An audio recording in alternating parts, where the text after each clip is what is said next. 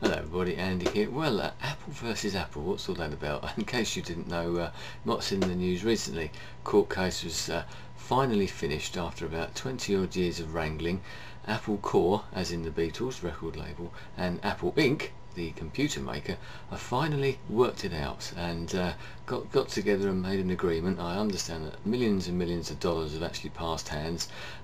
Some of the details of the agreement haven't been released, and where this all started, it started back in the 80s, I think, when Apple Inc., computer people, were quite a small company, and Apple Corps, the Beatles, were a bit worried about them supposedly using their name, I suppose, and they come to an agreement then where the computer maker Apple just said that they would never enter the music business. Well, of course, when Apple started iTunes and all the iPods, etc., that was classed as going into the music business, so the Beatles sued, and that's what we finally come to an agreement about. But the implications of that are now that up until now the Beatles music has never been available for official downloading, partly because of this disagreement that's been going on here, and they just felt that they didn't want to. But now this opens the floodgates, I suppose. One of the things that has been suggested as part of this agreement is that the Beatles will now actually release their music for downloading. Obviously they had CDs and that have been available ever since they split up, all the records and that have anyway. But downloading, because this is a whole new ball game. I don't know if you're aware, but over here in the UK, and I think it is just in the UK at the moment, but on the 1st of January 2007 this year, they actually changed the way their charts were compiled, the music charts. I mean, you have like Billboard in America, I don't know what it is across the world, I must admit, but over here in the UK we have our own charts, and this year they've started using downloads as well, counting downloads apart from physical sales and everything like that. I know you use radio plays, I believe, Billboard as well, but over here we've now got downloads as well included. But obviously downloads don't include just new music, because the way that the charts have gone over here, certainly in the UK, they become very bland and boring, partly because they've just been used as a great big marketing tool, especially the singles chart, been used as a marketing tool. A single is released off of an album or whatever it may be, it gets be given a big push, like a music video comes out and there's loads and loads of advertising and all this sort of thing, and then it goes in the charts, usually at #1, and after a few weeks the record company delete the single so you can't buy it anymore. So, and partly to try and concentrate all the sales. Obviously with downloads involved, downloads are there forever, aren't they? Amazon, or well, not say Amazon, but iTunes, and that you can buy these things. There's plenty of other sites that you can buy downloads, official MP3s. So these things are available forever. And if the Beatles and that go on there, what the charts now can do, instead of just using single tracks for official releases, if you want to call it that, they also count all the album tracks and any singles from days gone by. So potentially this could be the Beatles going back to #1. There was a famous occasion, I think, in the mid-60s over in the US where the Beatles were numbers 1 to 5, I believe, in their singles charts, and nothing like that has ever happened again. But it's thought that that could well happen once again, especially over here in the UK, if those Beatles tracks were released. I think 8 to 1 I saw as a betting odds there for Hey Jude being the first one.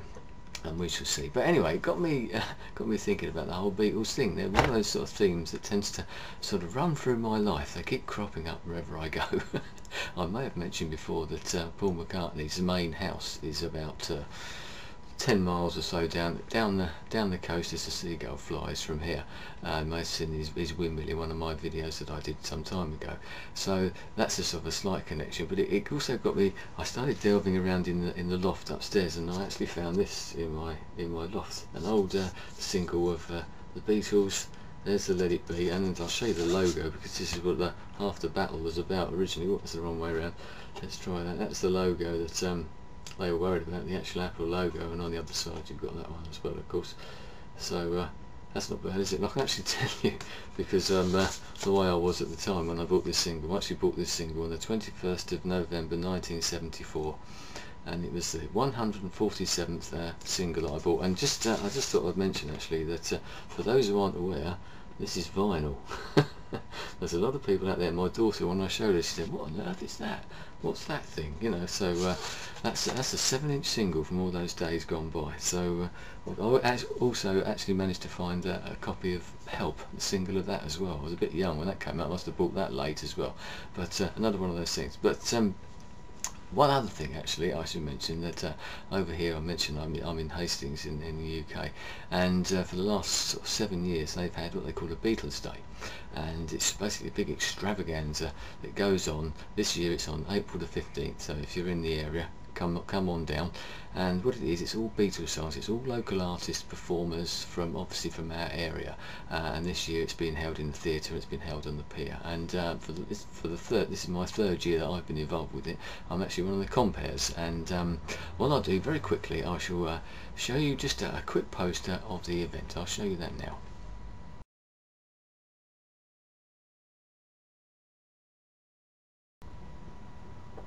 But there you go. So there you are. That's a poster of Sergeant Pepper. The old things there are always, the posters are always very imaginative. Usually sort of caricatures, if you want, of some of the old Beatles covers that were done years and years ago. The whole thing is done for charity. Actually, it's done for a cancer charity, so everybody gives their time for nothing. So, but it's a very, very worthwhile event. You get, I mean, apart from the sort of rock music, you get sort of kids doing versions of Octopus's Garden and all those sort of things.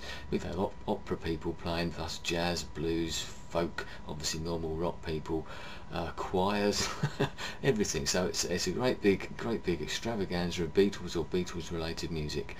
Starts about midday. So if you're in the area, I'll actually put a link up there in the description of actually a website you can have a look at. Not a very extravagant website, but there's a little bit of information on there if you're interested. But anyway, I just thought I'd put that down because of so this sort of thread that goes down. But the point of the video was that now this Apple dispute has been sorted out, maybe now the Beatles will rise again. The Beatles will become #1. After all, they were a band that sort of revolutionised music right across the world, I suppose.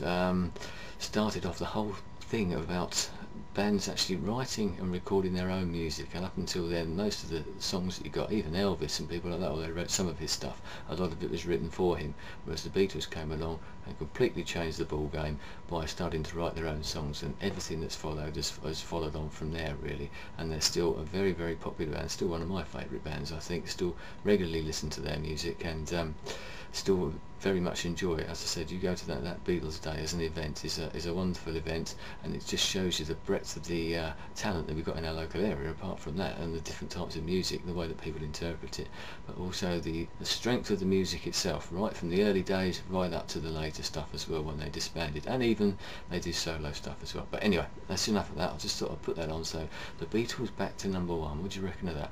I wouldn't mind at all. Maybe has something, maybe not original in the charts, but it's maybe something a bit more, I don't know, not relevant, but a bit more interesting maybe. Anyway, thanks for your time. I'll see you again soon. Goodbye.